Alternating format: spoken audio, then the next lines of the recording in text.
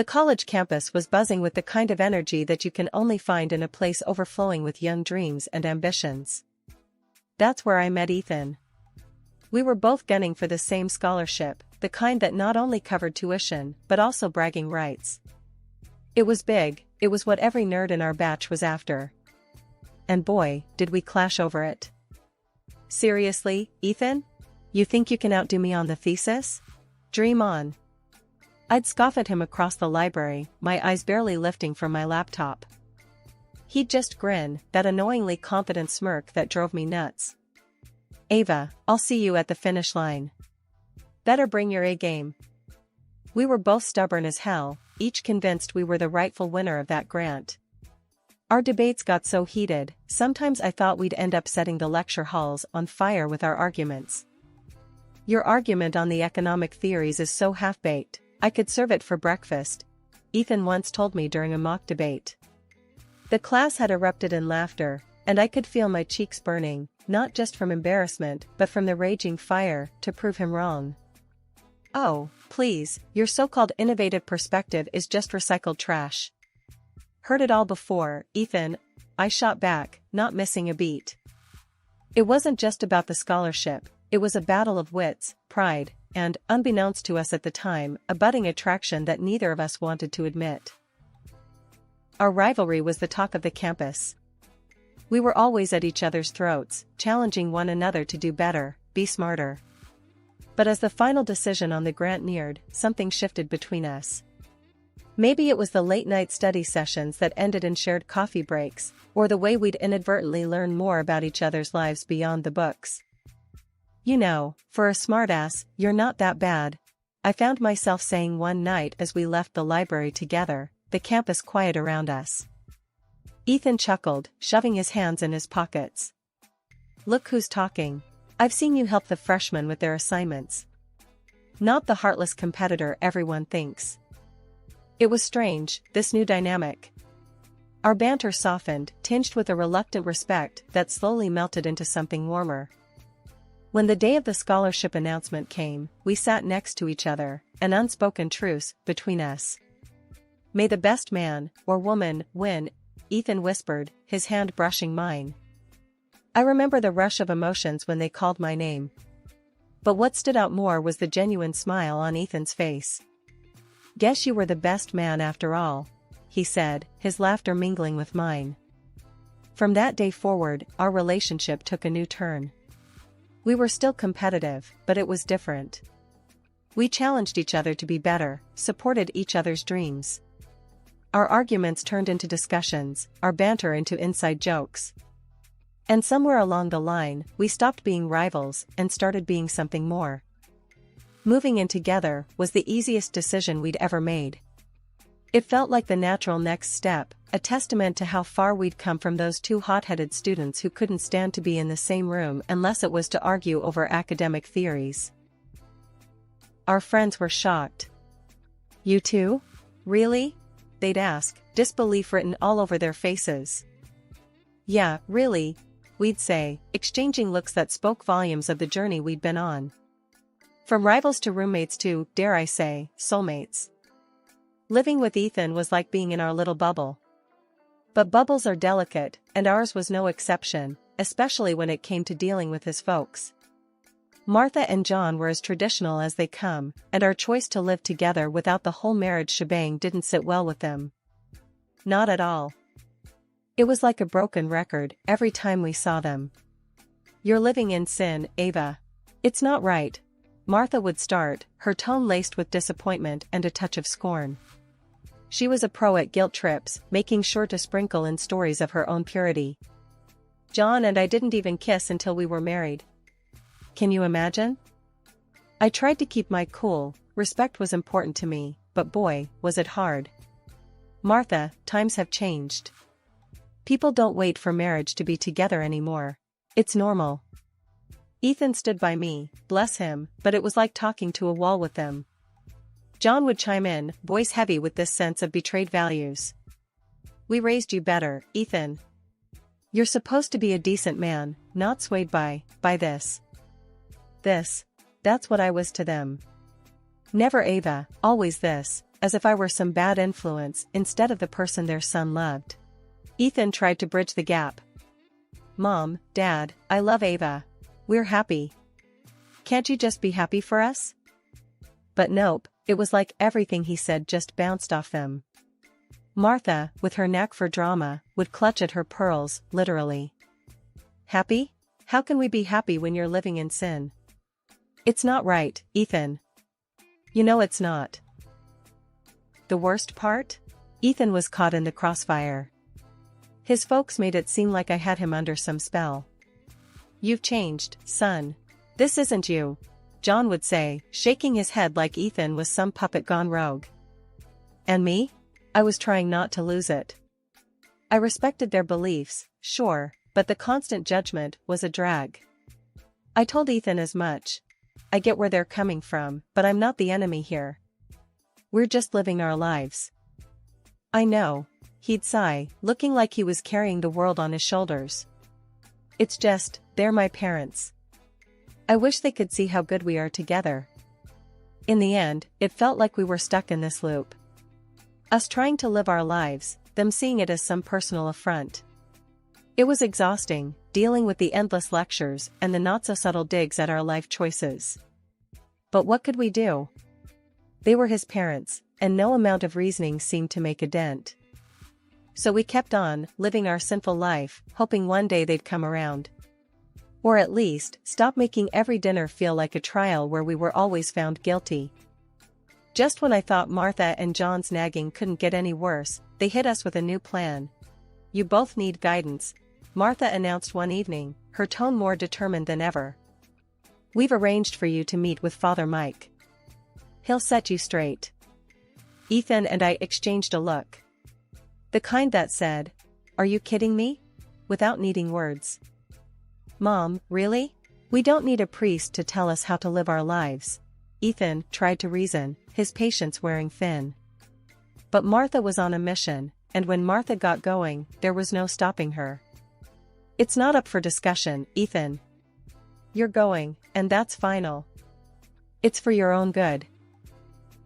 So there we were, a few days later, sitting uncomfortably in Father Mike's office, a cozy little room filled with religious books and those cliché inspirational posters. Father Mike was a kind-looking man, but the situation was just absurd. "Now, I understand there's some concern about your living arrangements?" Father Mike began, peering over his glasses at us. I bit my tongue, really wanting to say something snarky, but managed to keep it civil. "We're fine, really. It's just that Ethan's parents are a bit traditional." Father Mike nodded, as if this wasn't the first time he'd been dragged into a family squabble. "Marriage is a sacred union, but so is love and respect for one another. Are you two committed to each other?" Ethan took my hand, giving it a reassuring squeeze. "Yes, we are. Completely." The priest smiled, then turned to some of his books, probably looking for some wise quote to throw at us. But before he could get into it, Ethan cut in. "Look, Father, we appreciate what you're trying to do, but we're happy. Isn't that what matters?" Father Mike looked at us, then, after a long pause, he closed his book. "You're right. Happiness and commitment are what truly matter. Maybe it's not me who needs to guide you, but perhaps I can help your parents understand your choices." That meeting didn't magically fix everything, but it was a start. Or so we thought. Martha and John thanked Father Mike for his time, but seemed to ignore the whole "happiness and commitment are what truly matter" part. Instead, they focused on the sacred union bit. "See? Even Father Mike agrees. You two need to get married," Martha insisted, completely missing the point. Ethan and I just looked at each other, the reality of the situation sinking in. No matter what we did, it seemed like his parents would never be satisfied. It was like banging our heads against a brick wall. "Let's just get married and get it over with," I muttered to Ethan on our way home, half joking, but also half desperate for some peace. Ethan sighed, the weight of the world on his shoulders. "I'll do anything if it means they'll finally leave us alone." Little did we know, that decision to give in would open a whole new can of worms. But at that moment, all we wanted was a break from the constant pressure. If a wedding was what it took, then so be it. The wedding was something straight out of a fairy tale, or so I thought. I pulled out all the stops to make sure it was an event that would make Martha and John happy, given their traditional views. The church was decked out in flowers, the music was solemn yet uplifting, and I was dressed in a gown that was the very definition of elegance. Even Martha, who could rival a statue when it came to showing emotions, shed a few tears during the ceremony. But, of course, there was a catch. My friends, who'd been my rock through this whole ordeal, came dressed to kill. They looked amazing, but apparently, their style was a bit too much for Martha. "Did you see how they're dressed?" she whispered to me, right in the middle of the reception. "It's a wedding, not a nightclub." I could feel my cheeks burning, not sure if it was from anger or embarrassment. "Martha, they're my friends. They're here to celebrate with us. Can we just focus on that?" She clucked her tongue, shaking her head like I'd just failed the world's easiest test. "I'm just saying. A little modesty wouldn't hurt." After we caved and got hitched, Martha and John must have thought they snagged an all-access pass to our place. No kidding, they started popping by every single day. If you ever needed a live demo of what too much looks like, this was it. One Saturday morning, there's a knock that could wake the dead. I'm talking 6 a.m., and these two are at our door like they're about to miss a flight. Ethan, barely awake, trudges to the door, and there they are, bright and chipper. "Good morning. We thought we'd spend the day together." Martha chirps, pushing past Ethan like it's the most normal thing in the world. I'm in the kitchen, drowning my sorrows in coffee, when John starts critiquing my choice of breakfast. "You know, a hearty breakfast is important. Is this even food?" He's eyeballing my cereal like it's from another planet. "Eggs and bacon were fine for you, right?" I mutter under my breath, not in the mood to start my day off with a lecture on nutritional values. Then, Martha, bless her heart, decides to give me a rundown on cleanliness. "Ava, dear, have you considered organizing your cupboards a bit more? And maybe using some coasters? Water rings on the table are such an eyesore." I'm biting my tongue so hard it's a miracle I still have it. Ethan sees me clenching my fists and jumps in. "Mom, Dad, you know, we really appreciate your visits, but maybe we could do with a bit of space?" You'd think he'd ask them to move to Mars by the looks on their faces. "Space? But we're family.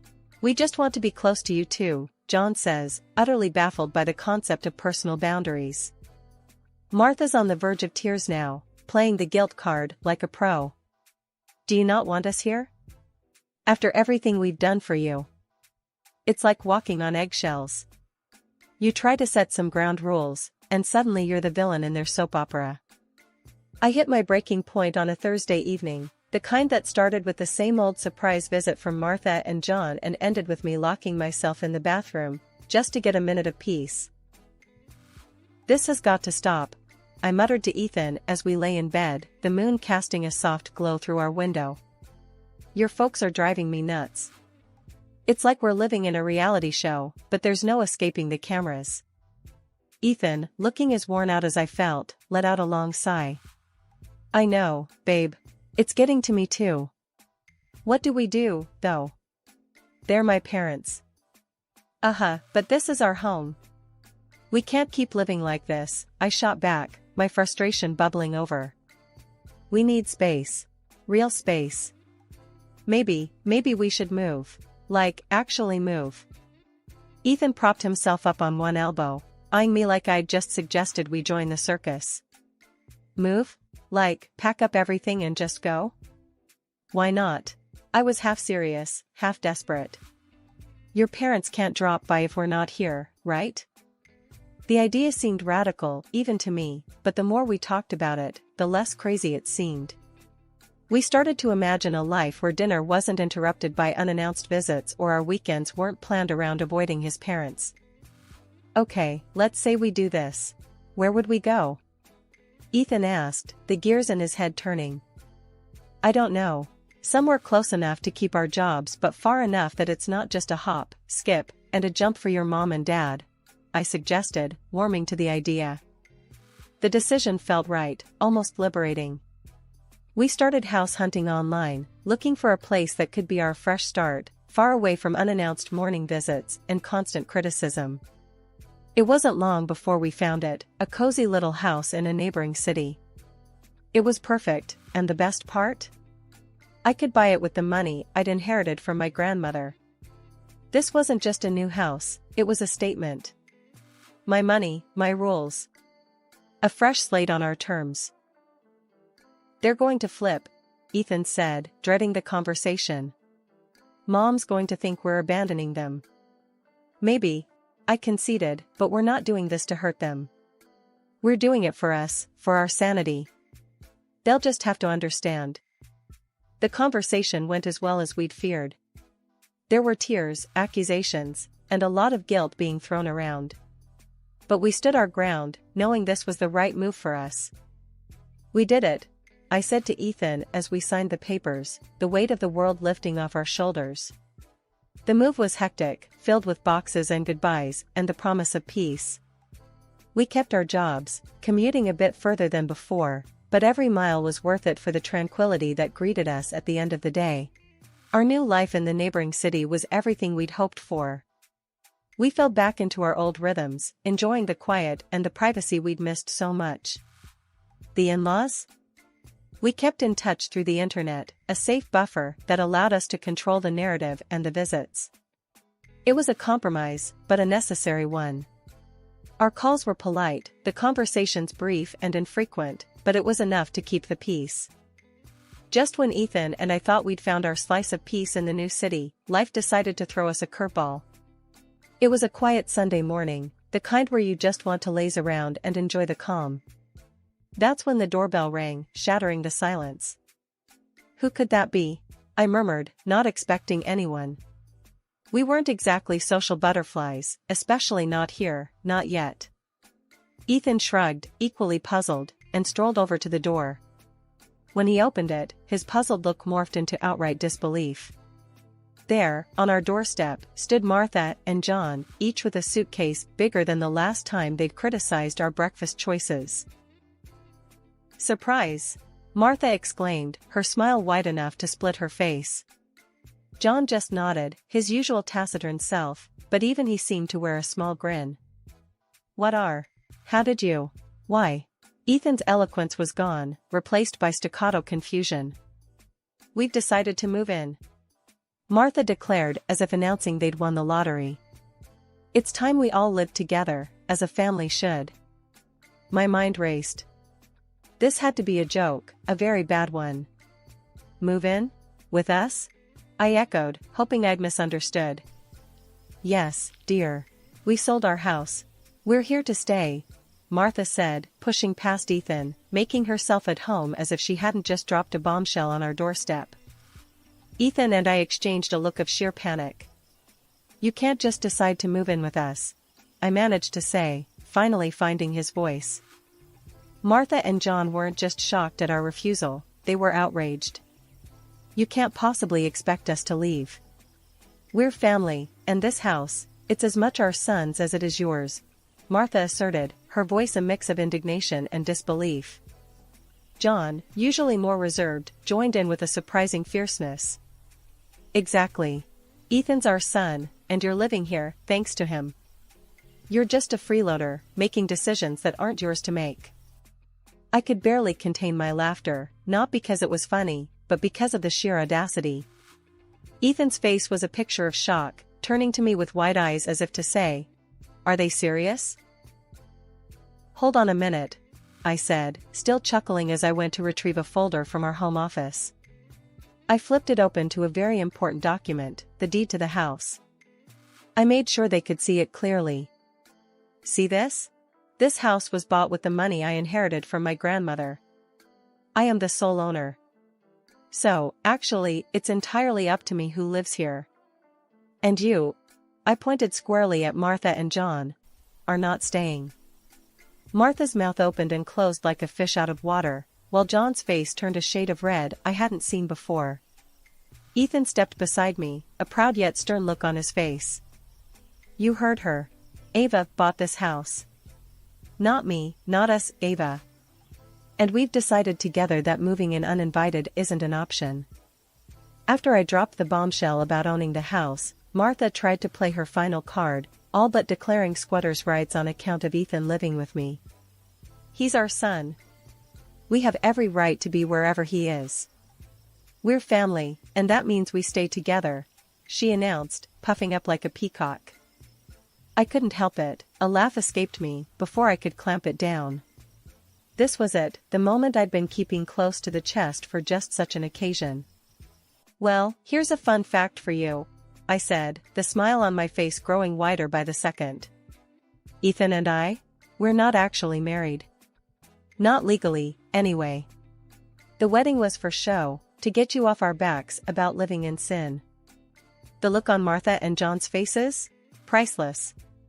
Like they'd swallowed lemons whole. What do you mean not married? That whole ceremony.